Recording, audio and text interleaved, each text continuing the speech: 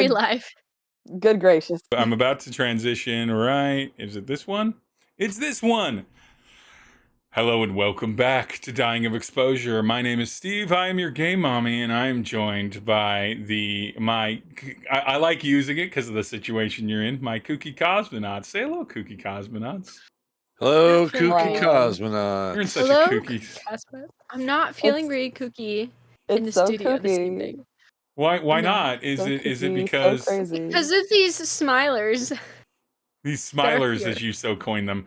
So, I hate them. last session, following Eddie to or to a business park location, you ran into the Furlease gang, Furlease LLC. They are a gang of furries that run by a Mr. Fox that You know, pretty typical. that As you do. Fox. that manages to do odd and interesting jobs. Unlike Tommy Two Shoes and the local neighborhood toughs, this is a much more corporately managed game. You learn that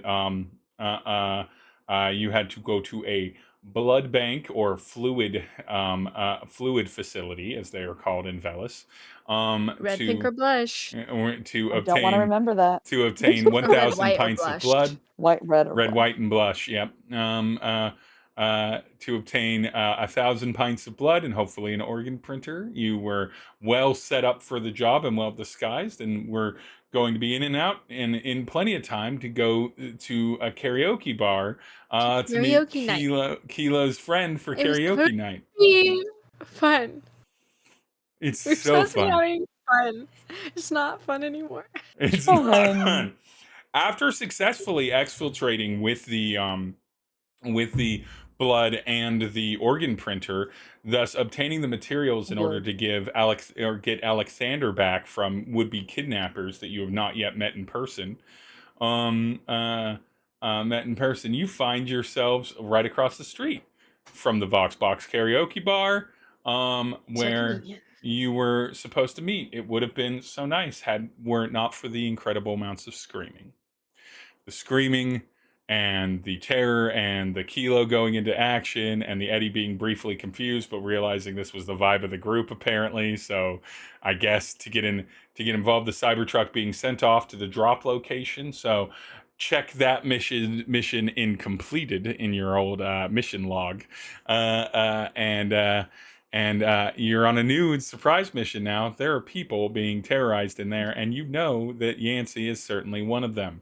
We left off with Nim being at the back of the building across from a autopod van that had two of these smilers, as the Kelhop has coined them, hanging out back there. Eddie and Tery were still in the front as they were beginning to break through the front. Or break through the front door, which Kilo had conveniently barred with a very well-rolled crowbar that just happened to be there. But they're breaking just the top of it. They're just breaking the door materials to get through. We have Kilo running along the side of the building, but not quite to where Nim is yet. And we have Izzy in the HVAC, in the ventilation of the building, staring down at a grate at a young hairless cat that has just had a big old bite taken out of their shoulder to trapezies kind of section and is bleeding aggressively. And that is where we left off. And it is where we're going to pick up, but I have something for you all first. If you will allow me a bit of liberty for your characters, perhaps call this a birthday gift to me. Okay. Yeah. Okay. In Velis, with a population strewn across multiple galaxies, but certainly adjacent galaxies. We're not in para-universal travel here at this point, but we've gotten to the point where some people are from very far away and some people are just from far away. In this space station, there is a agreed upon sort of universal solar clock, not dissimilar for the convenience of the people telling this tale to the clock of Earth. There are roughly 24 hours in a day. There are roughly 360 some odd days in a year. Those are segmented off by different calendar months and markers, but that's less important. But we have defined that there are 7 days in a week, and there are all different kinds of cultures and people with different life cycles that come to this station. Some come to this station and live and die by a stationary year because that's their life cycle. Others live hundreds of years. Others have unduly extended their lives, like Tery, to be Rich maybe people. over 1,000 Just or continuously. some odd years more. Who knows? Hard to remember. Doesn't look a day past 100. Nim, That is me. in the moment that you make eye contact with one of these smilers, the audio of the screaming and chaos from the inside, muffled by the brick walls and a song that you don't recognize, kind of bleeding through from the main bar, still playing in the background, begins to dullen. And as you make eye contact with these smiling, exaggerated mouth, too many teeth, bleeding tongued, slathering humanoids, not definitively human, but definitely bipedal and definitely upright and definitely not whatever they formerly were. Mhm. Nim, I would like you to make me a fun little roll for me. Could you please make me Actually a fun. a fun little D6 roll? It can be whatever makes sense for you as far as remembering things. The moment your brain goes into a panic mode and tries to think about anything else than this moment, give me a Right. D6 roll on that.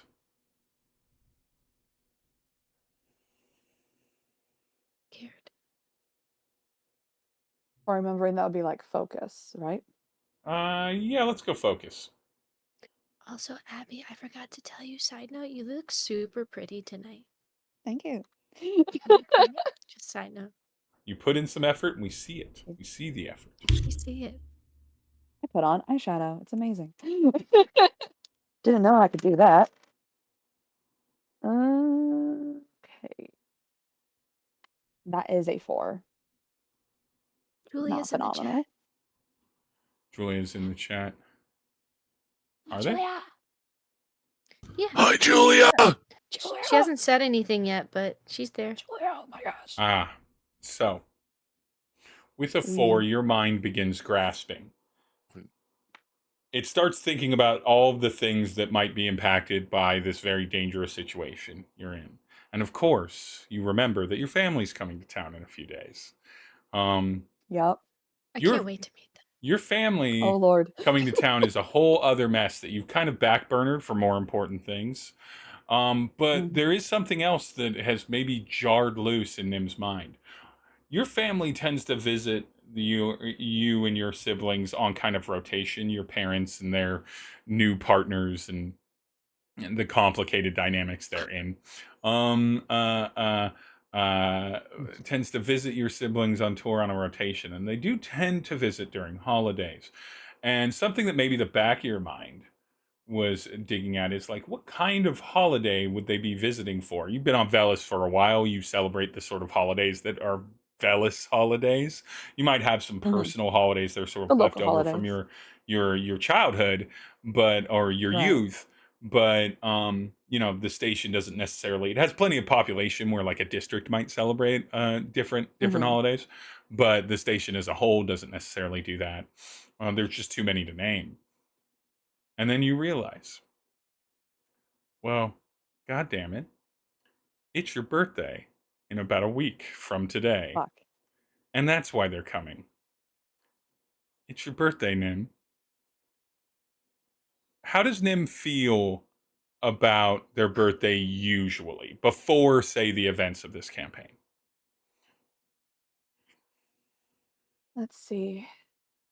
I think usually when she thinks of her birthday, it brings a deep sense of nostalgia. She remembers, like, okay, family, the growing up, the birthday party, the one year that she had a surprise party and how it was actually a surprise, which is pretty impressive with a big family that just wanted to fucking speak all the time. I think it's a lot of nostalgia, and especially since she moved away from tiny, tiny home planet in the middle of fucking nowhere to Velis. Remember, like, oh yeah, that's what birthdays are. Birthdays are family, and birthdays are that in the past, and trying to recreate some version of that as an adult where she is now is different, but brings back that old stage of nostalgia. How does it feel for Nim to, in this moment, understand that all the normal struggles of that in adulthood, the evolving to having to coordinate things yourself a lot of times, especially if you're not in any kind of like like deeply connected romantic partnership, or with your family not living in town, and so therefore it's got to be friends or coworkers and everything.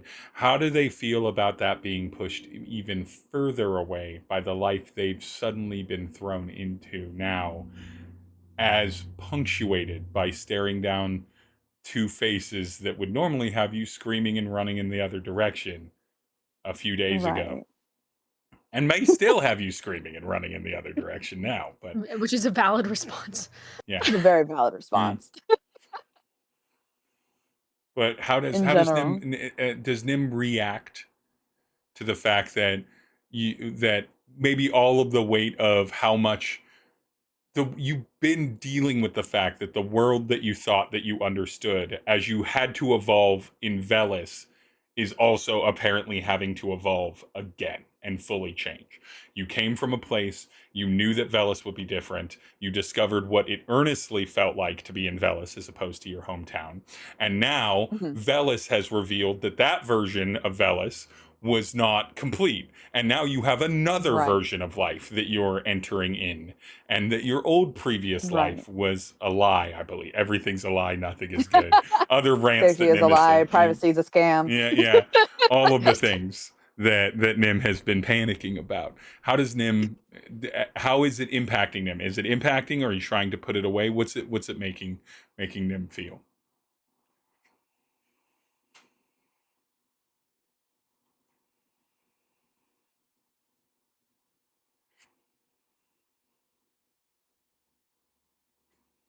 I think it feels very similar to her as when she's picking up a brand new language to learn.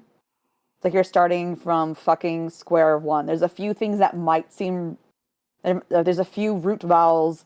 There's a couple grammar points that are similar enough that maybe I can build. But I think it feels very much to her like I can crack it and I can learn it if I can survive the next sentence, kind of thing. And trying to figure out how the fuck do I survive the next sentence? How does this fucking work?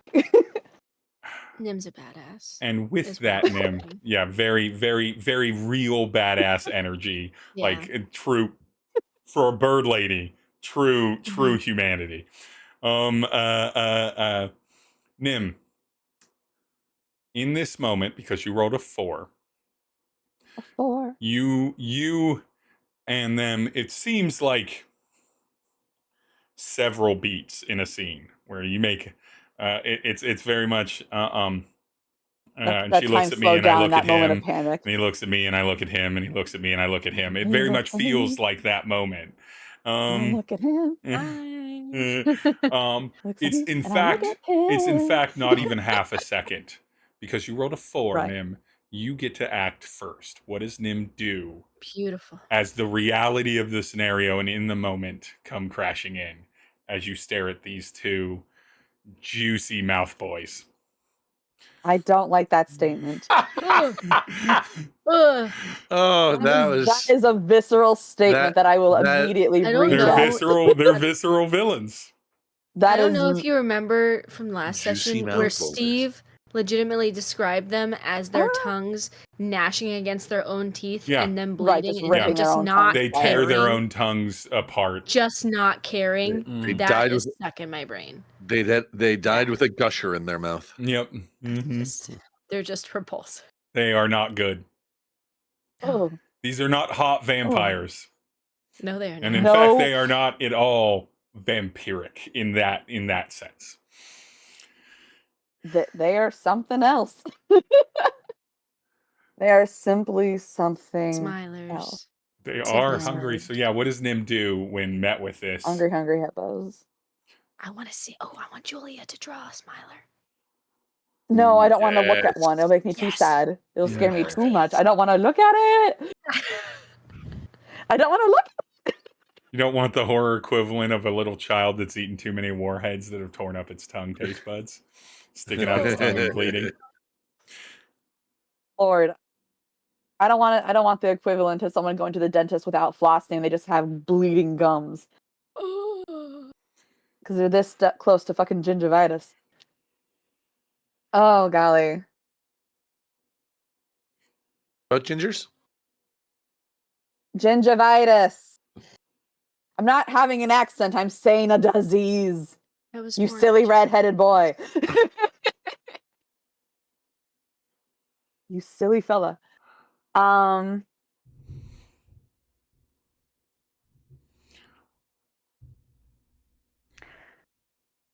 I do think Nim is not built for facing anything like this on whatsoever. Her people are definitely more like ambush predators if they were ever predators. Yeah. So I think she would immediately go, communicate, get out of a bad situation. She's going to scream, monsters! And she's going to fucking run the other way. Immediately run the other way. That's so real. I need you to Stop, make drop, and roll, a communicate, and move jolt. check. Your communication is fine. You squawk at the top of your lungs. What? Eddie and Kilo, you will hear this. It will pierce through the veil of other noises. And you recognize it. I need you to make a move check, Nim. She breathed from her stomach. Like that is a lot of air. Nim, I A will move allow check. you to take a move check. You can do one of two things. You can roll the dice and have a chance, but I don't think you have any dots in move. So you'd be rolling with I disadvantage. have no dots and I have no drive. You can. I will allow Nerve. you to take a single body mark to automatically succeed at running and at least keeping pace away from these creatures before so they won't be able to like just instantly catch up with you. Right. We don't even but know you- what they want yet. Well, I mean, technically in character. Well, they we took know a bite what out they of your want. buddy, so But I have a don't know decent idea. that. Yeah. You don't know that. Yeah. Nim has no intention of knowing that. Um, And Glitch isn't here to tell me, so I guess my friend's gonna die. Don't worry, I'm running Glitch and Tery in this to a degree, and it's very easy or this Izzy and Tery in this to a degree, and it's very easy to know exactly what Glitch would do in this situation as Izzy, because I know him well enough. Izzy's very specific the way that he Yeah. is. Yeah. I think So I'm gonna devil's think I'll take bargain a you, mark. if you will. So you take a mark to I'll take successfully my run. first mark.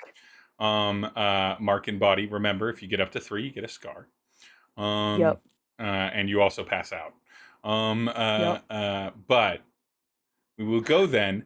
Scrambling away. Eddie and Kilo, please roll me a d6 and give me your numbers. Whoever's higher is going next. Okay. Ah, And you got a 5. 5. I got a 3. Okay, it's going to be Eddie. Eddie, Alrighty. Eddie you're Ready, Eddie? seeing the moment, the second. Now, you're not right at the door. You're on the like street side of the sidewalk before the door. So you've got a good solid like 8 to 10 feet of distance from the door. So you get the moment that you get to also make eye contact with one of these creatures. At first, it's natural for any resident of Velis to be presumptive and assume that this must be a species you have not run into. There are so very many. The galaxy is teeming with life. Yeah. Mhm. And they're not all friendly looking, you know. But Right. it does not take long for a person that has seen all kinds of species to understand when something doesn't make any sense to be the same. And the indicator here, something that is stuck apparently in Kelly's mind, is the tongue and the teeth. No creature would evolve to Lips, chew the up teeth, its the tip of the own tongue. ability. And also, in those brief moments, you begin to recognize things that you could categorize as, well, it looks like a fucked up this, right? Where it's like, What do its eyes look like? so the eyes of the hardest part of this for Eddie is going to be the eye contact. Because the eyes, when they take human eyes, like fully human eyes, and they put them on Mhm. mammals that aren't humans, and we all get Mhm. really uncomfortable, even when it's like chimps, which are very Oh, close to humans, we can all feel it. The humanity in the gaze that looks back on you is a cruel illusion. Because the eyes are intelligent. They're not wild. They're not in a state of mania. They're not in a state of predator. They're intelligent, like they're deliberately doing something. You've faced off against eyes of people that are going to attack you, and you see every bit of that. The wariness of predators that aren't 100% sure that they always have advantage on their prey. The Mhm. quick awareness and alertness of of reassessing a situation. And in this eye contact, I'm going to have you, Eddie, either you get to choose. You can roll a focus roll or a sense roll, please.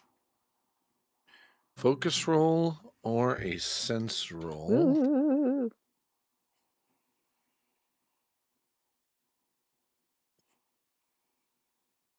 That is, let me see real quick, because I'm going to go with sense because I am better at that. Mm-hmm. Makes sense. That's a 6. Perfect. Nice. Ooh. Ooh. It's the shock that opens you up. And your mind isn't doing its normal thing to prevent, like, engaging as aggressively with something that you're deeply invested in visually. Mm-hmm. And it's the shock that opens you up. The conscious stream of deliberate, tactical, sort of like, again, extremely human way that this, what appears on the outside as full fucking monster, is has invaded your head. Historically, it's been noise, the occasional brief thing. This your brain fully connects. What does it feel like for Eddie when they fully, in like almost a perfect match to their own mind, accidentally connect with another being? It is.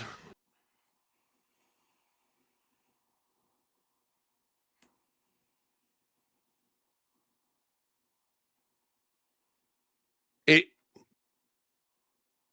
It's a world. The world is gone. Mm-hmm. It's just delete. He is no longer of the world. And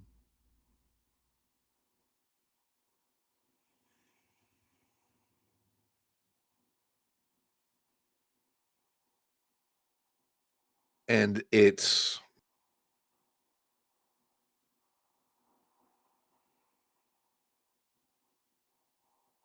in the most terrifying way.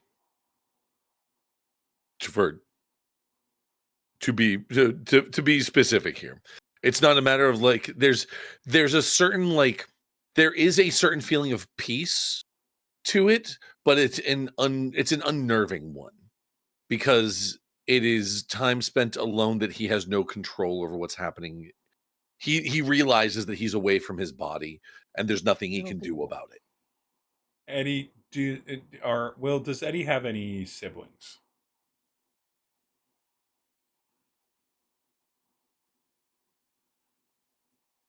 Yes. Older or younger? He has 2 younger siblings. How old was Eddie the first time this happened?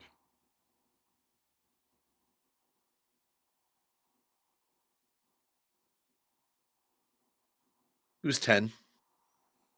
And how old is Eddie now? Roughly I think we said he's like 26. 26. It's wild. It was almost to the day, maybe about a week out, on your 10th birthday. Because your birthday is in about a week from now. Mm-hmm. That Eddie, you were celebrating your birthday and you were playing some sport, some play on a current sport that involved anti-gravity and like force Mm-hmm. shields and stuff like that. Parisi squares ass bullshit. With your next youngest sibling, only a It's 24 square. it's 24 square. Yeah. It's 4 square, but it's with 6 different, but it's on a cube, so it's 6 different sides. Yeah, it's 24 So square. I like that. Yeah. 24 square. You were playing 24 square with uh one of your siblings, your youngest one. I'm just gonna insert some things here. You can of course stop me. Sure. Your Irish twin, if you will, your sibling that Yep. is technically less than a year younger than you. The both of you pretty much grew up being treated very similarly because you were so close Mhm. in age. But you are the older, and were the bigger, and you accidentally knocked them down. You did not mean to knock them down, and they really just like banged the back of their head. It didn't hurt them. This isn't like highly tragic. They had at most a mild concussion, but they were a 9-year-old that was scared and surprised by something and was Sure. bleeding lightly out of the back of the head. And when you, because of the nerves, what were your parents going to do? No, they're okay. That immediate child panic of being like, oh no, I've done something wrong. And your genuine concern for your sibling because you see a little bit of blood. You're 10. You're not a doctor. You don't know how bad this is. And everything. Uh, uh, all of it came rushing, and you felt you had it happen to you for the first time based on your empathy for someone that you deeply loved and were always extremely close with. Sure. And their mind took over, and you're reminded in that moment of this same thing. And you're reminded of what you did in that moment because you rolled a 6, Eddie. You can just tell them to calm down and go to sleep. You can think that extremely hard at them, and you're pretty sure they may not go to sleep, but it will impact them. You have Okay. the briefest of moments because you rolled a 6 and not a 5 or a 4. You get to choose if this does any kind of bleed damage. I know you can benefit from bleed damage as a character, so I'll let it to be up to you and the player. But you get the choice on how hard you go on this. I will say that it is going to. I will take the point of bleed damage, take the bleed mark, Yeah.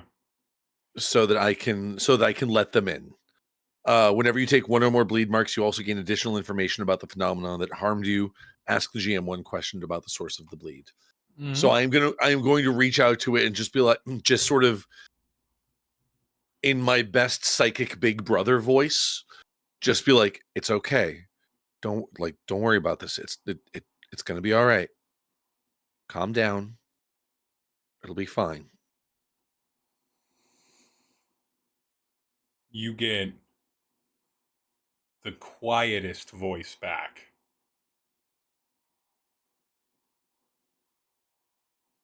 Just, well, it's not gonna be fine. It's not gonna be fine at all.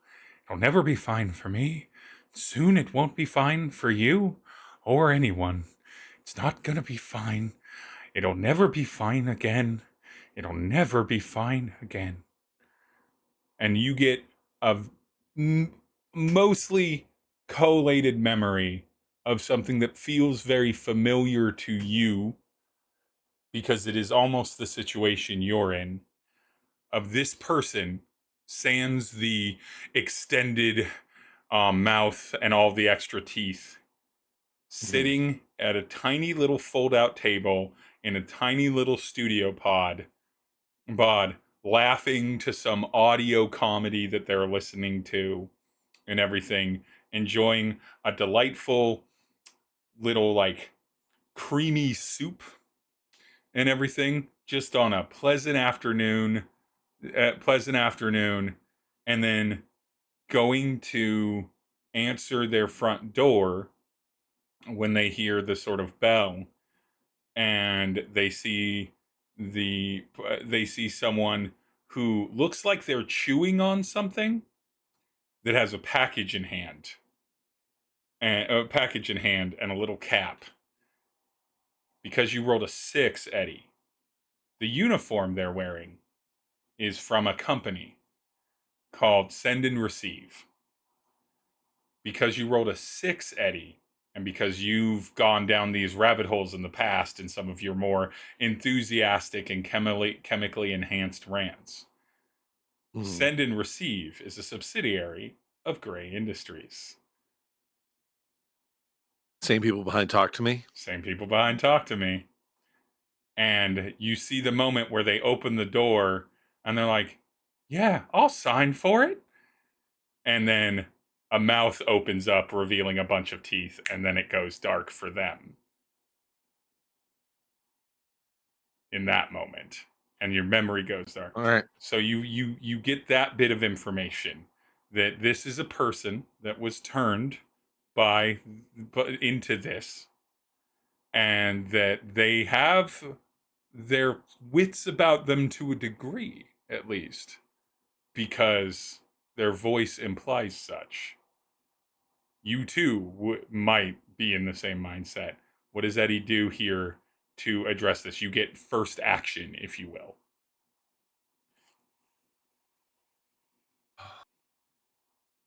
And I'm still seeing this memory, or am I back? You're back. You're back. Okay. You're back in your facility. But you still have that connection, but it's now more in your control again. Yep. Oh shit. There's still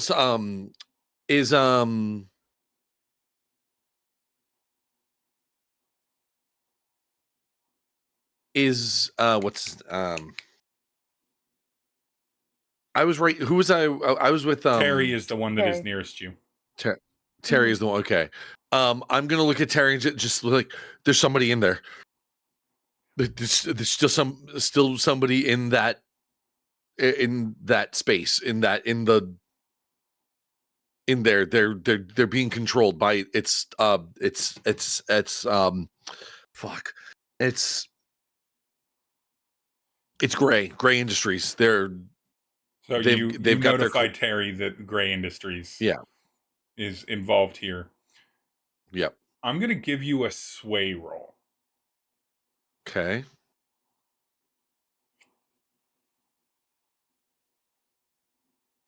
Okay, that's quite possibly the second worst thing I can roll. That's a big fat 1. Tery What do you mean a 1? absorbs what you're saying. Ah. Hears it, but is clearly like locked in terror. Tery is also closer to this than you are. It happened. Tery was behind where Kilo was standing, so Tery's like 3 feet away from this door. Mm-hmm. We're going to come back to Eddie, but I want to get to Kilo. Yep. Kilo, you You had can been skip me. circling It's around to okay. try You and... don't need to. What? It's fine. Kilo, you Just were skip me. circling around to find out You're so funny, Kilo. uh Your jokes. to find out to try and locate where the screams of panic and Screaming. I pain. wanted to see where was the weakest point, like Yeah. that I could break through to get Mhm. to the people There is a who side are door. terrified. There is a side door that is closer to you than the front door that is closer to the screaming. From your estimate, it certainly must be the fire exit for the kind of main lounge bar area of this, not like the Yeah. private rooms or like a back room and everything. And it makes sense. All of that kind of comes together. But so Kilo, what's Kilo's first response on understanding that a bit of information? Wait, I'm sorry. Say that again, Steve. That the door is next to the bar, and then what else? Yeah, that you're like right there. You know that that's like the main location of the screaming. What is Kilo's first physical response to it? Like, what's his next action, if you will? I mean, I think he would just now. At this point, I haven't heard Nim yet. You're about to, but you have not heard him yet. No. I have not heard Nim yet. I'm looking. I mean, can I see through the door? Can I No, see it's just anything? a solid like fire door, with a handle on Um. it, right? Well, I know his options were limited. But I know last time I kind of established that he is doing the motions of what he was trained to Yeah. do, but it is a bit more frantic, and I think he is starting to make, because he's not getting immediate answers about what is happening here. I think he's gonna get a little bit more rash and just try to go in and figure out what's happening if the door's open. Or As Kilo opens the door, I need you, Kelly, to make me a yeah, move roll, but not for Kilo, because you're just moving in to open a door in this moment. You're making a yeah. move roll for Izzy. Roll me 3d6. Or is he good 3 enough? 86. Come on, Izzy. Izzy's got a 5.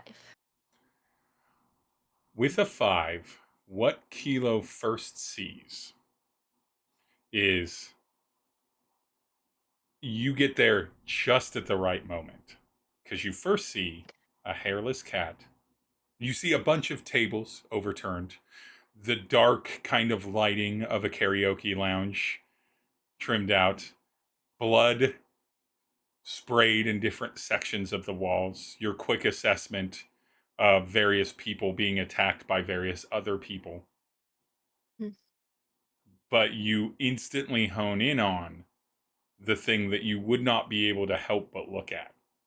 You see Yeah. Izzy literally dropping down from the vents, just looking like if he didn't have the form for it, it would look like he was just falling from the kind of high up ventilation. But he is Freefalling. fully ready to land correctly on top of a body that is currently over and chewing, pinning down the screaming form of a hairless cat that is roughly about 19 years old, that you know and can hear very directly. As you see that, Kilo, is right when Yeah. you hear Nim's squawk of fear. So you are looking at Izzy, if we were to slow down time, is about to make contact with this body over Yancey, with this creature attacking Yancey. You hear Nim screaming, you can hear Yancey screaming, you can immediately see that Yancey is in mortal peril Yeah. as this creature chews a piece of them in their mouth. What does Well, I Kilo do think here? okay. So I think Kilo has to go with what is the more visceral state of alarm, like the stim like at least Nim is screaming monster. So we know Nim can talk. We know she's safe enough to talk Yep. and running, hopefully. And I know Nim has tools that the organization has given us.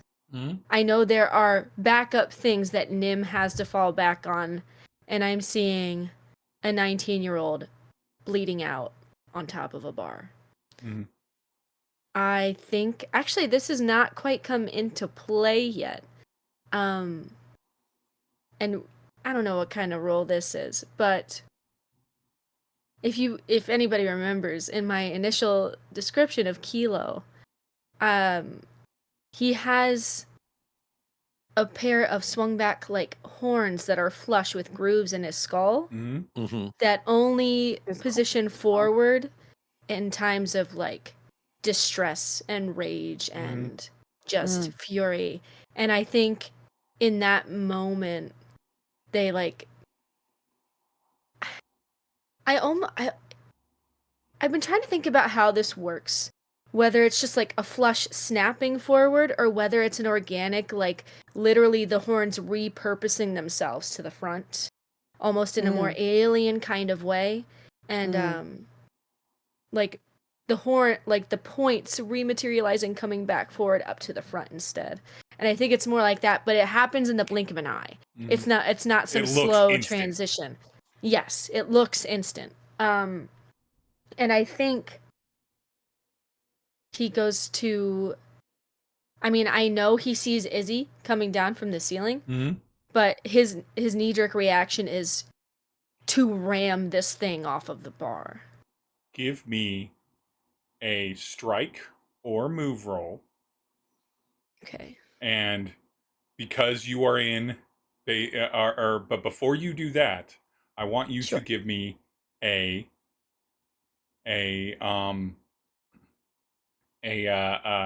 survey check to see how optimally positioned you are for this, because you are having to intersect with lots of moving parts now. There's at least 3 forms you need to manage your movement around: Izzy's, this creature, and Yancey's, and everything. And because you're in a high pressure situation, feel free to use your basic training benefit on that. Yeah, so where do I look for my nerve resistance? Right now, you have 1 nerve resistance, so you can also add a number of dice equal to your current nerve resistance. It's a little triangle at the base of the nerve box. If you have a triangle there, that's 1. If you have 2, you have 2. Oh, I got you. I'm with you. And so you can add that, and then you can use I got 2 6s. Perfect. So yes, that's good, because when I Kilo. saw Glitch's message, God. pre-rolled some rolls for what Izzy was going to do, and Izzy's move roll was a 4, which was barely a success, but that means they weren't going to fall down. And to be fair, I just rolled a regular single d6 for the strike roll of the person to react to that, the creature that he is moving on, and they got a 6. So Izzy was not going to be very successful in this next move. But because you rolled a 6 on your survey, I wrote 2 6s. Give me a strike roll. I know it doesn't matter. It just felt good. Give me a strike roll. All right. Give me 4d6, no drives necessary.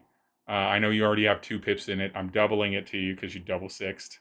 So 1 in 36 chance, so that's better than a nat 20. So give me 4d6 on a strike roll for dealing with this situation, and you can describe exactly what Kilo does here to solve what might have been a big problem for Izzy. Get him, Kilo! I got another 6. Verbalize. I take out a gun. No, I'm kidding. I mean, you could. You have one. No, I don't. We have stone take guns. out a human gun. Verbalize how I handle this thing. Verbalize this. Understand, this is not D&D. There's not like a back and forth. With this 6, this scenario is as successful as you want it to be narratively, to complete success, up to the point of Yancey's health. Yancey's health is going to be another roll, but as far as dealing with the problem of this one individual enemy Active danger. right here, antagonist right here, Okay. describe it. All right. Go Right buck on. wild. Okay, so I think this is gonna be so gross. Yeah, gross it This is up. what These are happens. gross This is what monsters. happens.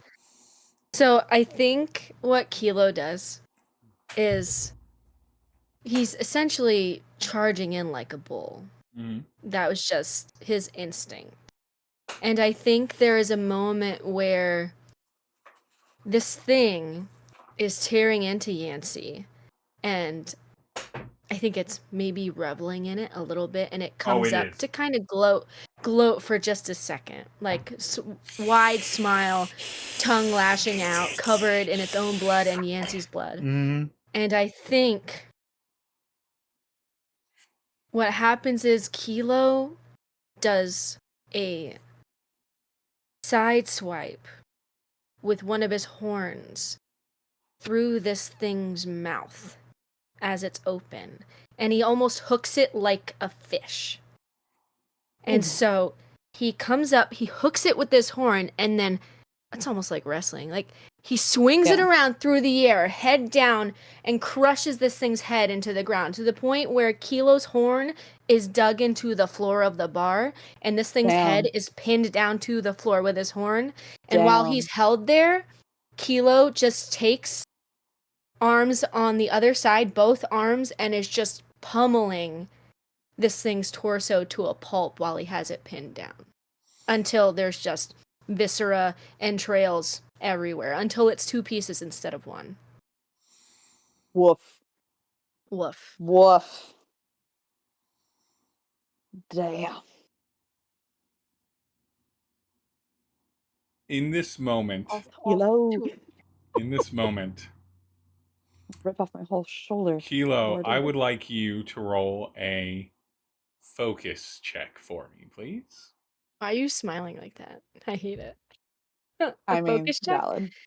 All right, I've got. Oh, that's just a. I can't roll much for that. Okay. But that's fair. All right, Kelly, come on. Rest in peace. I want to do the Lou Wilson thing where it's like, and I do that for like, Right. like. Gotta blow on it for luck. A 5. Not bad. The memory comes unexpected. Kelly, would you say that Kilo's very tied into his body?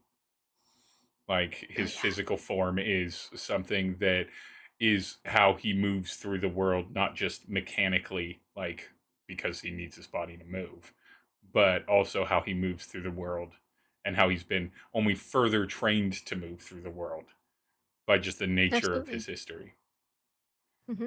So it's not hard for you to remember the last time that you did this. What's interesting about it is how different the tone was, because it wasn't at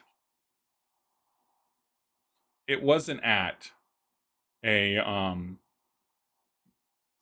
in a moment of conflict.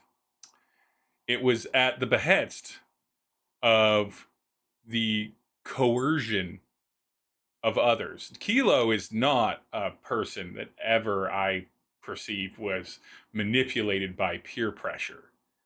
That was just never something I imagine was part of Kilo's life. Everyone has it a little bit, but like for the most part, Kilo very much is a man that stands on his own. Until Kilo met the person that absolutely ran their life for several years, their child. And for a man that celebrated birthdays, but didn't make a big deal out of it, to turn into a parent that is in love with the idea of celebrating their kid's birthday. Yeah. But not so in love with the fact that as much as your spouse, as much as your husband, I believe, husband, um, uh, reveled in this as well, almost wickedly. Didn't love the fact that by happenstance, you and you and the most important person in your life that you absolutely could not stand against had the same birthday. It's weird. It's in about a week from now. And Gosh, you that's remember deep. this scene. It seemed so innocuous. It's been so long since you've had it had been so long by that time since you even had that reaction, and you've never really done it in this scenario. But of course your kid had never seen your horns move. We don't know if your kid will have that passed on from you, or if that's genetically um overrode by your spouses. You didn't know. You didn't decide to design your child. You just did a kind of natural parentage of we'll see what traits they take on from either person. Yeah. So they wanted to see it. They've asked for it every birthday, and your birthday wish has always been it would be my gift for you not to make me do this. But they did it.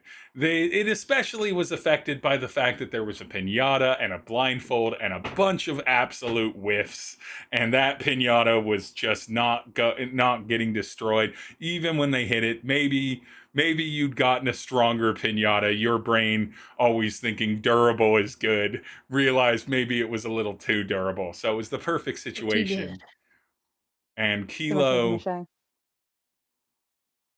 gets into a 3-point position, a fair distance of paces away, Yeah. manipulates their horns into forward, Yeah. bull rushes, tackles, and rips apart with 2 matching arms the piñata, exposing candy for the kids there as everyone claps. A little embarrassing in front of all of their parents, your spouse, a little bit vulnerable, more vulnerable than you would like, and weird because this is a fight or flight like development of your species, and mostly a fight development.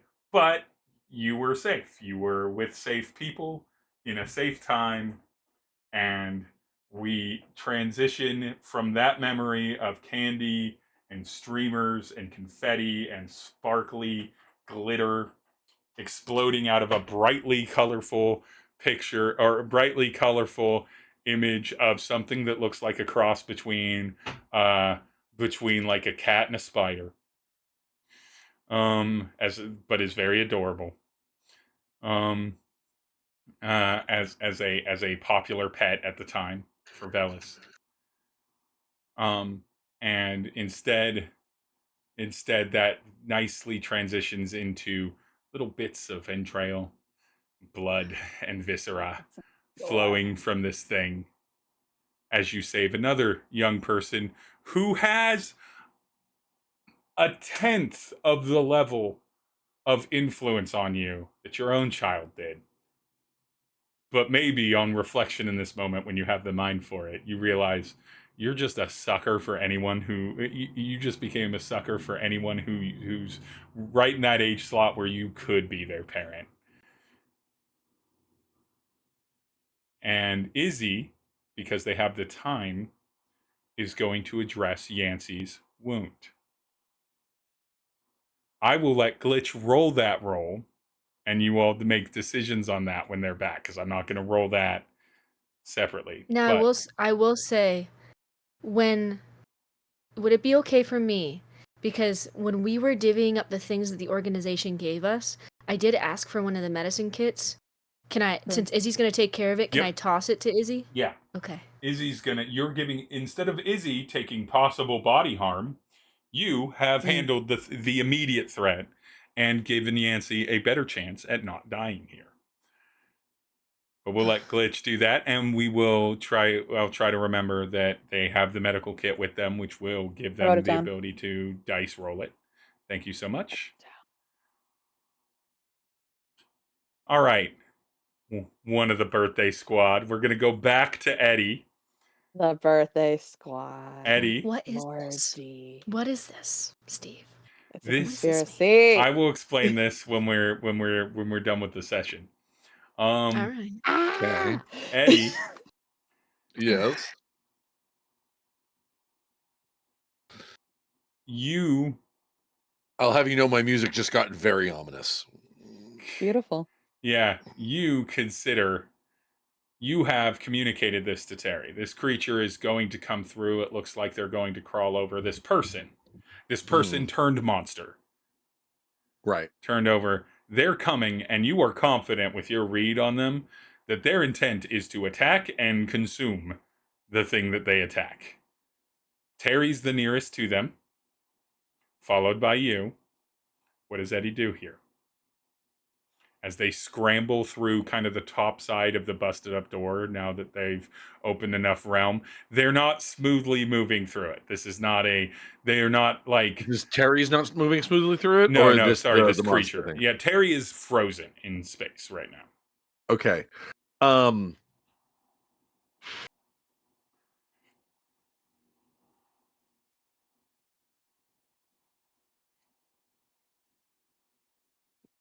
And it's dinner time. Did the when they sort of this thing is sort of clambering out of the door, right? You said the door. Did you say the door was boarded up? So the door is barred at the handles by a crowbar that okay. Kilo put Gotcha. there. So they have Right. busted open the right side of this door to the degree that the top side of it above the handles is being destroyed. So they've almost make it a makeshift like bending it farm outward. door. Yeah, bending Yeah, it okay. outward and from the side. And they're trying to pull themselves out of it, which means they have to lift off of their legs in the way that you would like enter a window into a house when the door was locked, kind of thing. But you weren't prepared for it. Like that wasn't a normal path.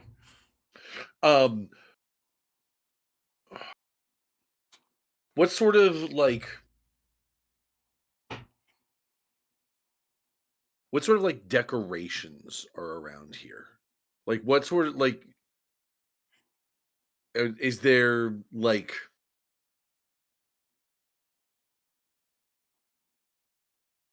is there any sort of debris that I could pick up and use as like a melee weapon of some kind, like a pipe or a plank of wood or something?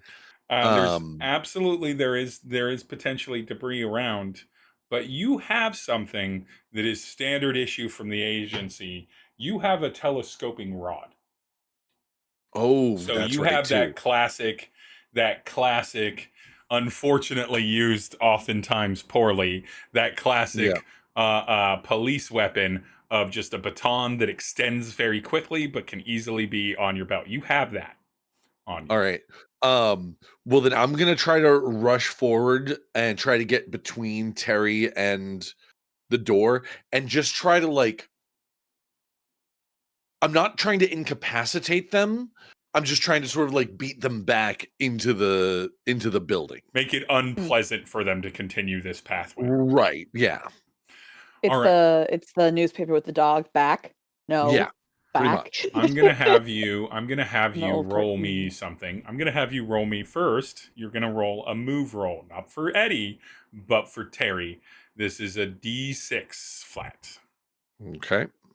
They do have a pip and move. That's 4 for Tery. Okay, so Tery is responsive enough to not stumble or be a challenge for you in this. Number 2, I am now going to have you, Eddie, roll me a strike roll, please. Sure. You actually have a pip in strike. I'm surprised. I do. Yeah, I'm 5. Speaking of Tery, Tery wants to jump in if we have a moment to allow that in about 5 minutes. Yes, you can. In Does. fact, you absolutely can. She says in about 5 minutes. Yep. So we have a little bit before then. So yes. All right, we'll respond. So I got a 5 on mine. So Okay. You got 5 on it. I got 5 on it. Yes, indeed. So you strike successfully this creature. You're trying to just kind of make it unpleasant to go this way and to turn away or try a different path, basically. essentially. Yeah. Do you care if you do what I will call casual scuffle damage? Like possibly, Say again, sorry? what I'll call casual scuffle damage. Like you pop it in the nose, maybe you accidentally break its nose a little bit, but nothing like too Sure. dramatic. So you at first you push back on it. You are not met with inhuman or inhumanoid like strength. They look like they're about as strong as they are. Full intensity, but not supernaturally so. Right. They go to try to, you have to dodge it trying to bite the baton to get it into its teeth, and possibly you don't know what's going on with them teeth or those jaws. Those are not natural. So Don't uh, let it bite you. uh, so it tries to bite, but you manage to dodge that out, and you pop it real good, and it busts open its nose. You see the blood suddenly, A proper bonk. a Yeah. proper bonk, A thwack, if you would. and Yeah. quickly you If you see that it turns away from that as it hears the rumbling of noises coming in from the lounge main bar area behind it in the entrance. I see something. Yeah. I feel like because you said that, with the size of Kilo from the outside, you can probably see there's like a little tremor. Like a Yeah. little like something heavy Yeah. is being picked up and thrown down. You have no idea what it is, but it's shaking the joint. You hear a song, but you also hear a bass kick that doesn't go with the song, and then you realize that it is in fact the sound of Kilo. But no more, as that and two others behind it are no more trying to go through the door. Tery is fine. You are fine, Eddie. They're distracted with whatever's going on behind them, and they move away. You have dissuaded them from continuing their path trying to get out this inconvenient doorway. What does Eddie do next? Um I know. Present the baby happy. It is the baby. You want the uppies? I would like to see the child. Come on, babies. Come here. me the baby. Don't run from me. there Show me we, the baby. we have reached the cat interlude. Mm-hmm. But I've never seen a cat wag its tail more. is a very Never. active-tailed cat. Very active tail. Abby didn't even hear that. But yeah, so what does Eddie do at the response of the success of that? What's his next move? Eddie's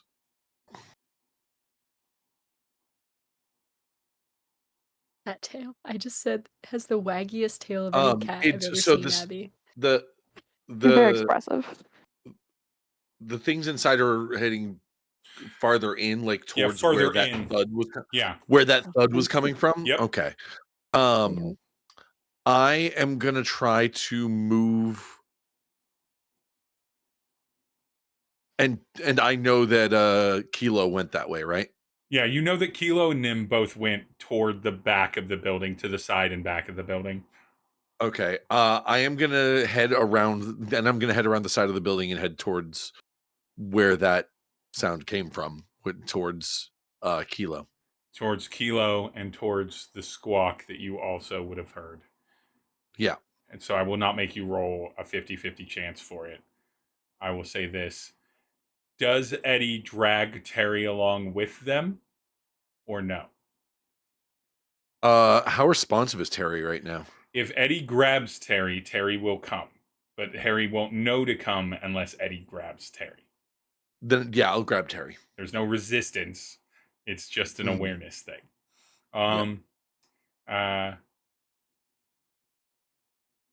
Eddie, you and Tery begin to run around to the side of the building. Nim, you are running on that same side of the building, beats before what Eddie's doing. But after Kilo goes in. The door is open, and you can see as you pass this. Does Nim run back toward the front? I assume. There's not really like no. I'm just not. I'm not. I'm gonna keep you together. There's no other way than going back out toward the front. There's not a good path behind these buildings. They're sort of up against not station wall, but a partition. On this, and so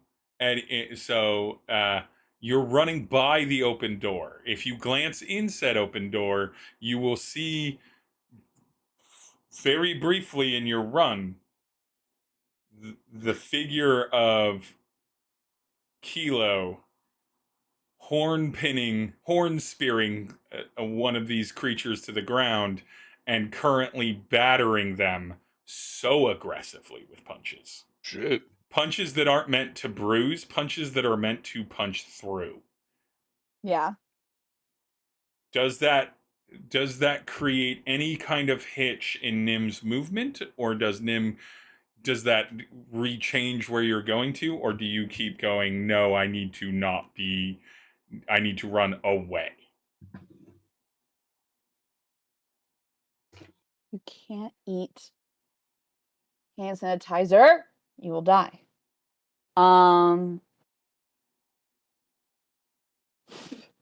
I think her general plan was, how many other Smilers are there in the room that she's able to spot?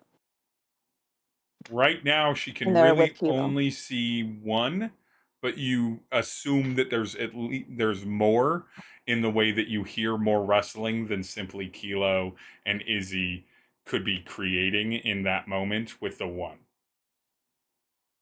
So you know that there's probably multiple. There's two behind you. There's probably multiple in there. More than just the one that Kilo's dealing with. I think she would make the snap judgment to whip in through the door, like around the corner, grab from her purse one of those. Oh, what were they that you described? Let me Smoke look at my bombs? notes. Those Or- little She's gonna grab electro one of patches. the non-lethal knockout gas grenades that you said about golf ball shaped. Mhm. So like she would have one tucked in Yep. her purse, whip around the corner, and just like grenade style, just like toss it across the way, kind of close the door to keep the gas out of the room, and turn around going, "Okay, what's next?" Okay, so She wants to get those chasing her out of the picture if she can, and All also right. just get out of line of sight of them. give me a control roll then, please. Control. Okay. For that one, Nim. So there's a For little me, bit that of is a a straight shoot finesse. roll. Yeah, that makes sense. That is a 4. 4. Eddie, give me a survey roll. Survey says that's a big 2. Ooh. Nim, you do this so fast. You succeed with the knockout gas. You throw it back there. It immediately knocks out. You don't throw it as far away from the front door or the side door you're going into as you want to. So the gas doesn't get into the building, but it does fill up the kind of alleyway there. Give me just a Right. moment. I will readdress people's Configuration here in a bit. Hi, Julia. Hi, Julia. Yeah. How you How are you feeling? feeling? Good. Yeah, Good now? good. You look lovely as A ever. bit, Good. Good. thank That's you. good. That's not what I wanted. I didn't want the overlay to go away. I wanted this to go Not away. the Oh, no. overlay. I'm murdering something right now. I don't know if you saw. It's kind of hot. No, I did not. In the That's game. awesome. I'm murdering something. I mean, I don't judge. Yeah.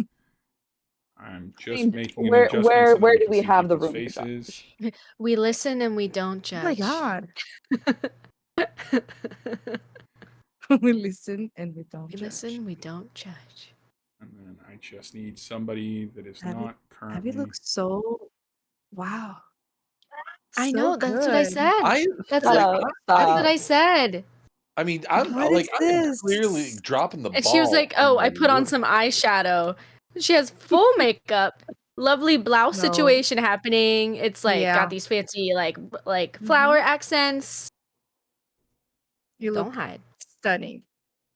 Stunning, breathtaking, 5 Thank you. stars. Perfection. She I is the appreciate your love moment. very I'm ju- much. Thank you. She I'm is just the moment. I'm just coming. I'm gonna come in full like button up and jacket next week. Yes. Just because like You I am should. clearly dropping the ball in regards You have to to dress up for Demiplane. You have to show that you're Yeah. trying, you know? right. True. Yeah. Hmm. You It's just show the them look. that you appreciate them. And Yeah. People Yeah. enjoy a well-groomed person. See, I can't dress up like Kilo. I know. Why? Oh, I I was just well. I mean I don't, I that's don't the have enough question. What arms. I was gonna say, are we dressing up as our character? Because I mean, if that's the case, I need to dress considerably down. Yeah, it Yeah. just That is depends. facts. But You have now to pull that the out your overlay inner is Shaggy. arranged so that we can all see Julia's wonderful face. Happy Julia. birthday, Steve. Thank you. Uh, as you approach Eddie, this alley, you do not see Nim. You do see a cloud of smoke obscuring the doorway in the alleyway, and you hear 2 thuds. 2 body thuds that are just in the Thwomp, thwomp. opaque cloud of I- smoke. I heard the bodies hit the floor. Right. You heard the bodies hit the floor, drowning pool style. Wow. Shut up. Was I not supposed to? So good. Oh, that's so good. I'm physically upset by that. That was so good. Oh, I'm mad. But Eddie, you see the smoke. Yes. You've got Terry's Golly. hand in tow in this alley. In this alley side, you don't see any creatures, but you don't see Nim, and you know they were on this side of it because you heard their squawk. hmm What do you do? I'm gonna call out for them, or call out for Nim and Kilo and the rest. Nim. Yeah. Just Nim, Kilo. You guys here? They've got too many teeth. Are they down? Are they sleeping? There's still people in there. Yeah. Kilo's pinned one down. What the fuck? That's visceral. Nim, it's interesting that you're the one shouting back because you slammed the door to get away from all these smilers. And now you look inside, and beyond the what will certainly be litter of dead bodies, possibly including a 19-year-old hairless feline alien, depending on how Glitch's role eventually goes, you look to see there are 2 other smilers currently snacking on some of these fallen karaoke attendees. There are a couple people that have tried to barricade themselves in panic. A couple bystanders behind upturned cocktail tables. You can see a little stage. You or you can see a little stage up there. But more importantly, Nim, you can also see 3 more of what we've been affectionately calling smilers coming in from the front entrance. And Smilers. they look Yeah. at the bird person that's currently screaming.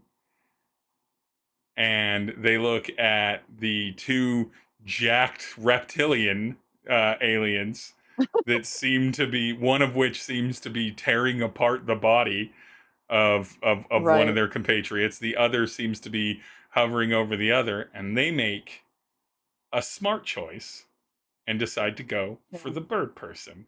So they're going to do that. But now She's bony, but she's weak. but now that we but Not much meat, before but we she's get into what that is, Tery, you have been That's me. not catatonic, but very much dissociating in fear. Mhm. At some point, you kind of remember that that there was something breaking through the front door that Kilo had barred, and then Eddie kind of moved you back and did something, and then he grabbed your hand and he's trying and started pulling you around the alley. You think you heard Nim squawk about monsters or something. It's overwhelming. Julia, would you please roll me a focus roll for Tery? And your focus has 2 pips in it. Naturally, if you don't have your character Oh, sheet thank up. you. Yeah, I didn't So you have can it. roll 2d6 and take the So higher one. fast. Okay. I already had your thing up. 4. 4. Tery, it's just so frustrating. Your mind is doing that thing that it's trying to do that Nim's mind did, that all minds do, of an overwhelmingly terrible situation, and yours especially is being like, I'm trying to not think about this. This is bad, and my brain does not want to consume it in this moment, and the survival adrenaline hasn't quite taken over. So you keep getting distracted. You're upset at the situation, but mostly you're upset that this is going to ruin a plan that you had. Mhm. 6 months ago, you and Alexander had come up with this excellent promotion that you were going to do. You came up with it because it was a different move than you usually do every year. At that time, and between that time and now, you'd been kind of reclimbing up the influencer game. Your wave had popularity, the tide had come in for your wave of popularity, as it has for you. Oh yeah. And so you've been coming up on the influencer game, which means you've been experiencing quite a windfall of credits. Alexander assured you that it was a significantly more. You can't remember the percentage of Q over Q earnings that you had made, but significantly more, and your best fiscal quarter in the last several years and everything. So you came up with a promotion that he did called a promotion that he came up with for a very important stream called Tery's Toys, where and you were gonna do it for the Velis annual holiday event, but that seemed a little soon. So you figured you could back push it to a very No. important date. No. And it's only a No. few days away, maybe about a week. But What is that? it doesn't mean anything to you. You've had so many of them. You don't remember hardly any of So them many by of them. proportion. But your So many. birthday is in Thrilled and roughly about a pissed. week from Thrilled now, and Tery. And you came up with a promotion to do a Tery's Toy giveaway to the first people to or to the top 10 donators of it. And when I say toy, I don't mean like action figure. I don't mean like Tery merch. I mean like a toy, like a gross dude going through his midlife crisis would describe as a toy, like the equivalent of you're giving away 10 Jaguars.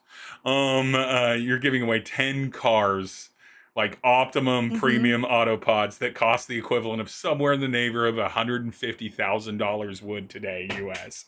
Just expensive crazy fucking things. You're wares. dropping $1.5 million on this. What's up? You're She's giving away cool cars, but you have the Cybertruck. But Did- you have the Cybertruck. Did That you feels just- correct. I'm the lucky one. Yeah? Did you just say that? Did you just say that Terry's birthday is in a week? Yeah, roughly. Everybody's Mhm. birthday's in a week. Everybody's birthday is roughly in a week. Everybody's birthday is in Yep. a week. Are you just Isn't picking that up on that I will now? explain That's why, this. Yeah, you not I am hear just picking this? up on that now. No, that's why we've been yelling Everybody's at you. birthday. For the last 3 hours, everybody's birthday is in about a week. Yeah. Isn't that so Yeah. suspicious? Isn't that like thrilling, but also like making you a What? little pissed? Why? that's That's the Why? worst. okay. What? So we've dashed a little The bit birthday of boy is dropping birthday boy crazy? Yeah. It's what's happening. It's almost like No, somebody looked at a I hate calendar. sharing my birthday. You do, but unfortunately, there's 10 million people on the station, so statistically, you share it with roughly somewhere in the neighborhood of Sorry. 30,000 takeaway. residents. But How yes, you have- no, you hate Sharing my sharing your birthday. We're gonna have to do a shared party. Well, no, you don't know their birthdays yet. You Yeah, just you don't know that know. your birthday is in about a week, and It's coming up, this might and the Terry hamper toys. your thing, which you wouldn't be upset about if it was a surprise, but you've been ramping up and promoting content about this for like the last month of Terry's Toys, because you do this big donation charity drive, which is of course a tax write-off. Also, it's very comfortably phrased that you're donating all of the profit from this drive to the charity. They don't understand that Alexander has line itemed the cost of the gifts for this drive as part of the business, so you're not actually spending significant money on these things. But in case for whatever reason it's a particularly bad drive and you don't quite clear 1.5 million credits on it, then you'll be fine because of the windfall, and you'll still get the full write-off for the cost of everything regardless. So all of it's coming together, but this is interrupting your upcoming birthday. You see the smoke, you hear Nim yelling out and everything, and it brings you finally, after several seconds, it's actually only been about 15 to 30 seconds, but it would have felt like a lifetime. You realize two things: you're back in it, your brain mood stabilizer is broken. It has been overwhelmed by the intensity of this event. So fair. you are feeling all of this for maybe the first time in a long time. This is all hitting you, Tery.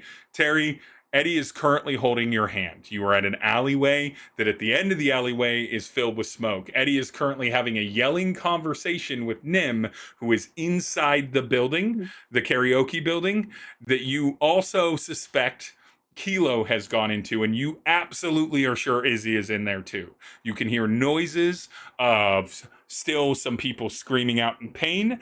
You can hear the rustling of things, and you hear this almost like double kick beat, house beat of something, but it doesn't sound quite right. It's such a like someone's thrown a bunch of Honey. blankets and pillows into a kick drum and everything, and it's a little too juicy to be like a normal beat, but you can't quite identify it. Oh, it's a juicy punt. They're juicy at this point. I had to recoil from that statement. Steve is angling for juicy to become the new moist. Little pulp. It's Juice. Like what I'm saying is that you're taking your Smiler as a pulped beverage, almost an applesauce, if you will. These are the consequences of my actions. a bolognese. A bolognese. There you go. You're making a bolognese out of that. But No. Lord, why? Eddie is currently holding your hand, but he's not like holding it like aggressively or tightly. You're now in this moment in full fear. You know that there's monsters. You know that they're in the building. You know that your friends are in the building. You know that Eddie's right here next to you in the alleyway. What does Tery do in this moment now, having full kind of faculty of their body and being in the moment? What is Terry's instinct here? So, when we were talking about Tery, like early on, I think there was the big thing about him that the reason why he is super old, but is trying not to be. He doesn't want to die. That's his biggest thing. He's terrified of dying. He's terrified of dying. That's why he needs support of his mechanics on his mind to control that panic, I think. So he is in panic mode. And I think It's a little too hard. the first thing, similar to how he was like, he came here because Kilo came here, he followed to help. Now his full focus is on himself. He forgot about it. There's no one else. It's just him. So he just wants to save himself. What does that look like? Right now, there's no impending Smiler on top of you. Like there's no one chasing Yeah. you. But you know that they're in that building. Yeah. I think he would either call for his car, which is busy, so I don't think maybe he wouldn't. He would go to hide like a pathetic little man. All right. Give me a hide roll, Tery. Okay. These are real I still reactions. don't have Oh, Thank I'll give you God. your hide stat. Your poor hide man. stat is 2 pips, so advantage, and you can feel free to use a drive in that because you do have one. They haven't Ooh. given us Okay, formal yeah. training. Of course, people are So gonna run. 3d6 It if you makes use a sense. drive. You Take gotta the get away highest. from the danger. That's a natural proclivity. And The like he's organization has given us hiding no training. could not necessarily like right there on a trash can or something. Mm. Could be like running away or Yeah, it's anything to however you want to like. describe it. Let's see how the dice Okay. success looks, and then we'll see what Terry's doing. 6. 6. How is 1 for Tery 6. hiding? Fully in I your control. think. It is successful, whatever he does. How is he hiding? Well, he will let go of Eddie? Eddie's hand, and I think he'll start running to the other direction to maybe a house nearby, by anything that he can like go on a behind a fence or anything that can cover Looking him for fully. residential, fully Yeah, obscured. Is he looking to go into the residence, like get doors and like barriers between, or is he still looking to at least just be like behind, say, like a fence or an obscured area? I don't think he wants to talk to anyone because he also is like, I'm Tery Byte. I can't, people can't like Yeah, know that's still I'm there, this. still under the hood. Yeah, I'm Terry, yeah, I can't like take That I'm public this. little scarf. transportation. Yeah, I people can't. can't know I'm this pathetic and sad and like I'm supposed to be better than this. So he doesn't like want to. He just want to go. Okay, so you find a residential, sort of like apartment building, like a 4-story walk-up style apartment building, and everything like that. And it does have sort of like a gate area. Like it's not really like gated per se, but like a barrier from the street to try and minimize the autopod noises that are on the lower ground at least, and the street noise because it's kind of across from a bunch of like businesses and stuff. It's kind of right up. It's kitty corner, so it means that it's opposite corner of the block that things. And Tery, you move so fucking fast. You disappear out of there with a 6 before Eddie even notices that his hand is no longer holding you. Survivalist. Fully survived thing. Tery, I'm gonna give you, or Julia, I'm giving you the player as a choice. Mm-hmm. Do you think that the moment that Tery feels like he's out of sight and is confident as he can be, that he is hidden, do you feel like he would consider calling his car again?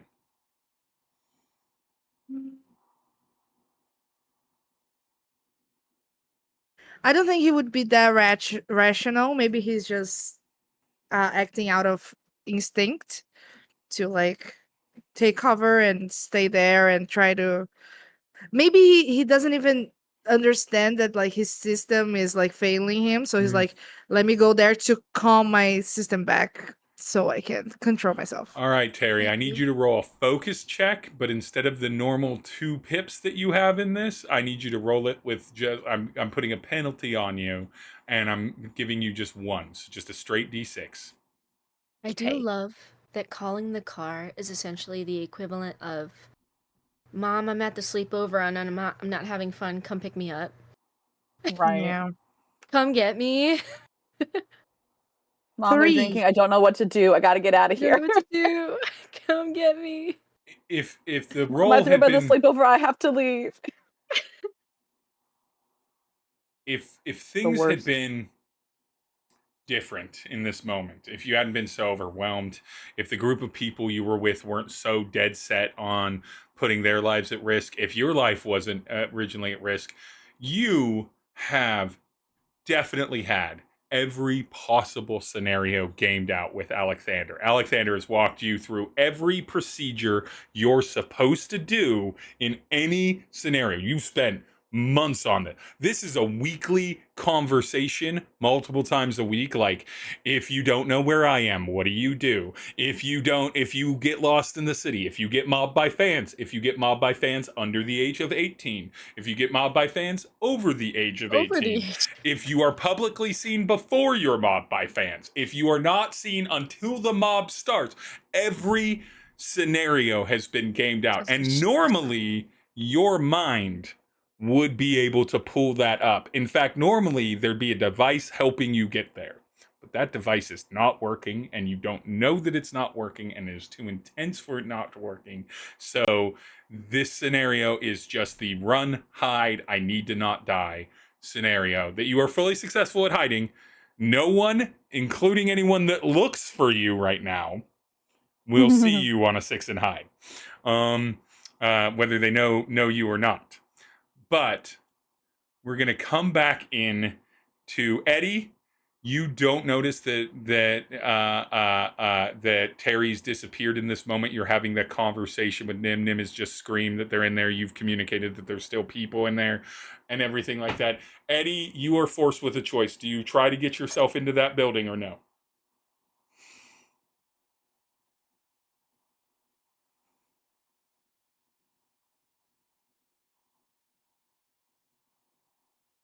You know what? I think with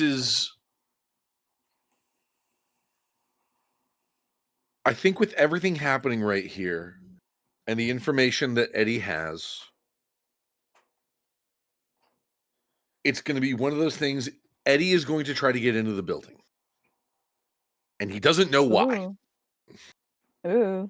Every instinct that he has ever had is screaming at him to just do what Tery just did. Like, make a run for it. It's like, this is stupid. Don't put yourself at risk. This is fighting against every survival instinct that has ever flown between his synapses. But you go into the building. You do not have to fight to go in the building. It's like he has like opened the door and like 2 steps into the door before he realized, like, why the fuck am I doing this? So you cover your mouth so that you don't inhale any of the smoke. Yep. You open the door, close the door again so the smoke doesn't get in. And you find yourself right behind Nim, who finds themselves staring at what is now currently 3 grouped together, the 3 that you sent this direction, Eddie, Smilers. And then you glance over, you can see, at this point, Kilo's wrapping up his Blendomatic 3000 on the guts of this. His bloody knuckles. Bloody knuckles. His deep callback Bassamatic. It was trying to eat a teenager. You're correct to do this. Reasonable. This is a correct response, Kilo. This is a perfectly normal response to, it's trying to eat a person, I need to kill it. And everything. You have to kill it before it kills you. So, Nim, Eddie, Izzy, Kilo, you're all inside. Inside this area. Izzy is trying to help out. Yancey. Izzy was saved, unbeknownst to them, by Kilo busting in when they did and choosing to go in there as opposed to go straight to Nim. Nim now is saved, unbeknownst to them, by Eddie being there because now there's 2 people, and the one with the broken nose recognizes Eddie very immediately, and we've split the energy. Tery is hiding across the street, tucked away, probably hyperventilating, feeling all of this, fully raw dogging this terror scene with no mechanical enhancements. No buffer. Kilo. No meds. The scenario here lies on you. Izzy has big hero energy, but has not been trained to do this.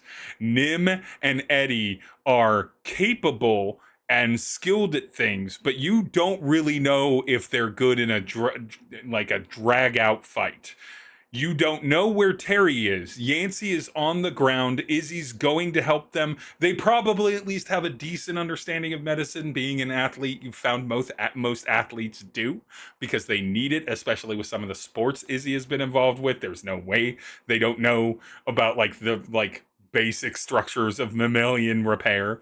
And so the emergency is there. So you are loosely, relatively confident that nobody here is foolish, but you are the only person in this group right now that is dealt with the chaos of genuine combat. Not a fight, not a shootout, full melee, everyone's going to kill each other style combat. Full Yeah. metal jacket. Full metal metal jacket jacket. ass shit. Kilo, the weight of Yeah. this is on you, and you know it. It's as you're coming out of this fervor. You have a choice to make here, Kilo. You don't Okay. have to roll to understand the scenario. Your eyes Okay. catch it. You're in full soldier training mode at this point. The Yeah. three of the people that are at the entryway that you've clocked, that you've now just clocked as well coming in, are going, their eyeballs are on Nim and Eddie, and they're going to go to Nim and Eddie. You can cut them off and interfere with that, or you can leave them to Nim and Eddie. There are two other people, or there are two other smilers. Those smilers are now moving away from whatever they were eating toward some random civilians that have held themselves up behind and are kind of pinned and cornered between the stage and a wall behind a cocktail table. These strangers that you've never met are innocent bystanders trying to hide. They're not hidden. And those two other smilers that are just in here, outside of the three that just came in and the one that you just killed, are going for those two people. Yancey is on the ground. Izzy definitely understands how to use the med kit that you handed them, but you know if you were there, it would probably be the best chance Yancey would have. What does Kilo pick to do? You get to pick one. Where I are you? only get to pick. I only get to pick one. You Pick pick one. one thing to engage with, and then when we come back next time, though there will be consequences and difficulty increases for or lack of benefit for the two things you don't engage with. So the fight will be more dangerous for Nim and Eddie. The you've already benefited Yancey by the remembering the med kit, handing that off to Izzy, and Izzy is not inherently bad at this, is not all thumbs with the idea of doing this, but you don't know where their level is, and Yancey is at critical situations. So any help is better than, or more help is always better than wherever it's at. And then those two people have no ability to, you are 100% confident if you don't intervene with the two people behind the cocktail, the like little circular table that they've overtipped, that they're going to be overtaken by the other two smilers, and they will die. Or be very likely to die. What does Kilo do? I think old training kicks in, where there's a method to the madness, right? There's an allocation of resources. We only have so many people to address so many tasks. Izzy's on one, Eddie and Nim are on the other. Those people are going to die. Nobody has coverage for them. I'm going to take those two out that are about to descend upon the defenseless people. Because I trust Eddie and Nim, and I trust Izzy, and we're all in this together. I hate that I said that, because that's High School Musical. Abby, stop that. Stop that. Together. But I am trusting that the team will take care of it. The scene that we're leaving as Kilo begins to physically position themselves to engage and basically form tackle or form engage and sprint after those two currently unsuspecting smilers. Nim and Eddie right at the side door on the inside of it, staring down three more coming their way. Tery across the street. the song trips over to whoever was next going to be up for karaoke. None of you have the time to look up at the display screen. Probably none of you hear the song for real. You're too focused and engaged. In the years that have passed, the thousands of years that have passed in time, several consistencies within society have been developed. The first being that almost everyone marks their calendar age. The second being that whether through chant, song, or prayer in some cases, almost everyone has a traditional statement of verbalization, regardless of planet, regardless of system, regardless of galaxy. This is something that intelligent life broadly does because it simply must. Now, that age marker might be 100 years, it might be 10 years, it might be every week, but they do it. They celebrate the continuation of life because they are life. What is extremely unnatural about this, and perhaps a mystery that might need to be explained or investigated by your very organization yourselves, if your chapter makes it out of this alive, is why all of them sound exactly like the happy birthday song. Mm-hmm.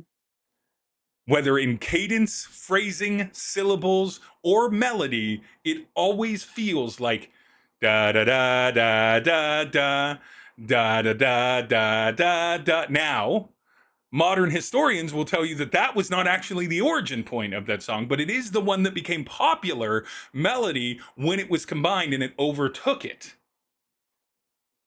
But for some reason, it seems ubiquitous in the galaxy. A LED sign that says, "Congratulations, Yancey, it's your 20th birthday." Ah, fuck. Yancey didn't tell Kilo this because they didn't want to guilt them into this. It's not actually their birthday. Their birthday is in about a week, but they're visiting home, so they're having their celebration right now. And with that, I need you all to tell people where they can find you because we're done with this session. I need to go pee What is very badly. happening? Good job. What Good is job. happening? It's so creepy. Good job. Okay, who's going first? Lordy. Hi, everybody. I'm Kelly, Radio thank you. Free Will. You can find me on twitch.tv/radio_free will. Also on youtube.com/@radio_free will. And on TikTok at Radio Free Will. And you can hire me to run games for you at my startplaying.games/GM/Radio Free Will. I do games and stuff. Oh, I'm on Blue Sky too. Radio Free Will. I'm just gonna keep. It feels like I'm saying it too many times now. Radio Free Will. You're doing so good. Can you say it one more time? Radar for Radio Free Will. Oop, there it is. I'm turning into a Pokemon. That's all I'm gonna be able to say is Radio Free Will. Is that the Pokemon voice you're going with? Yeah, Radio Free Will. Radio Lord. Ray. Radio. Hello, Somebody my else name go. is Julia. And yeah. Anything else? Stark.ju Yeah. on the internet. Follow me. Does really fantastic Hey. fan art. Thank Commission you. them. I don't know if you have commissions open right now. Do you have commissions open right now? I still have emergency commissions Emergency commissions. to fill. Check But them out. only Support a support couple. real artistry. Real art. Yeah. support real No beautiful. AI. No AI. AI is Who trash. needs AI It's not when you have art. real It's stuff? theft. AI is trash. The AI real is trash. stuff. Trash. Next. The real stuff. The only AI we support around here is the word in Japanese. Generative I'm AI fairly is the death certain- of the human spirit. I'm fairly certain that it's spelled AI, but it translates to love. So That's in Mandarin. Does that mean I- okay? Means love. I am Giggle Productions. You can find me mainly on TikTok and also over on Radio Free Will. We're all saying it now. On his channel, as we play how do you say it? The Armored Astrid Aria, something like that. Armor Aster Advent is the name of the game, and Advent we're calling it Aria. an aria because it's the period of time I'm using musical terms to go. Because I'm a pretentious hipster douchebag. You know? Yes. It's a beautiful game. We're having a lot of fun. We're facing a lot of crazy, and now we also had a crazy last session doing crazy stuff. We took over a carrier. Come and see how that's going to roll out next session. Golly. Kelly. Kellhop. Hi, I'm Kelly. I go by the Kellhop all across the internet. Where can you find me? You can find me and stuff over in the Heart is a Dungeon. You can find me in the audio drama Error 313. You can find me in the very first episode of 1.7 Miles to Lake Wanatel, which has already gone past 100 listens. And Whoop. our episode just dropped on Saturday, so that's kind of bananas. Mhm. Yeah, it's doing really well. You should go listen to it. It sounds awesome. Like some of the people we got involved in this, it's just crazy. It's so good. It's just so good. And then tomorrow night, I pulled it up so I would have the time correct. At 8 p.m. on Twitch, on the Recounts of Valorak, make sure I'm saying it right, we are beginning a very long ongoing campaign of Pathfinder, but it's like the Final Fantasy slant of the game, and it's gonna be very fun. And Oh, my wow. character sheet is ginormous. So big. It's huge. I'm scared, but it's gonna be fun. You're gonna have a great time. That's me. That's awesome. Okay, did everyone do their introductions, or we still got Julia? That's everyone. That's everybody. No, Julie already went. You can I It's did your find Julie's birthday. And also don't forget to follow that son of a And it's glitch Steve's because birthday. That's Yeah. son of a Yes. glitch. follow that son of a Yeah. glitch wherever you find that son of a glitch. And wish Steve's Steve happy birthday. A happy birthday. Yeah, Yes. but last Happy birth. but not least, then, for those that stayed through the where you can find me part, as a little special end of the credits scene. we get a post-credit What? scene. Lord. Gonna Terry die. Marvel? is so tucked away and Golly. so very safe Aw. and secure. From about 1,000 feet from where Terry is, Oh. down several blocks, on the very corner of a building, as the lights dim, because remember, it's like 7 p.m. This is not the middle of the night. But as the lights begin No. to dim, we see a shadow of a figure. Terry doesn't see this. None of you see this. A shadow of a figure Better be Landry coming to help out. laying on their Landry. stomach with a scope along a long rifle. Currently in that scope is one Tery Byte. And the only reason we can Stop. really make notice of this is because they are currently smoking a single cigarette that they have just lit up as they watch the scenario from a distance. And we get to see Tery Byte in quite literally the crosshairs of a Shit. very long Why? sniper rifle. What? And that is where we're leaving off this session. Why? What the fuck? What did Terry do? Wait. What? What? It's been a pleasure, Terry. I'm so confused. Terry is the only person on the outside. So we're going to find out what happens with that mystery next Terry, time. when they think they're They gonna have not zig, you have fired to at you. zag immediately. They Oh have my not fired God. at Just you. I did watching. not describe them doing that. Just watching. But for now, He cannot not die. come back here again at Dying of Exposure across social Have you medias. met anyone who's a smoker? What? Have Have we you? met We're anyone dying. who's a smoker? Have we? Steve? Have you? I can confidently say Crap. maybe. Crap. But nonetheless, we will see you next time Somebody in the here club. next Tuesday. And you can follow at Dying Exposure across all social media platforms. Thanks for hanging out. Everyone have a good rest of your night. Bye, everybody. Night gang. Happy birthday, You can't do it. Steve. I'm cooking.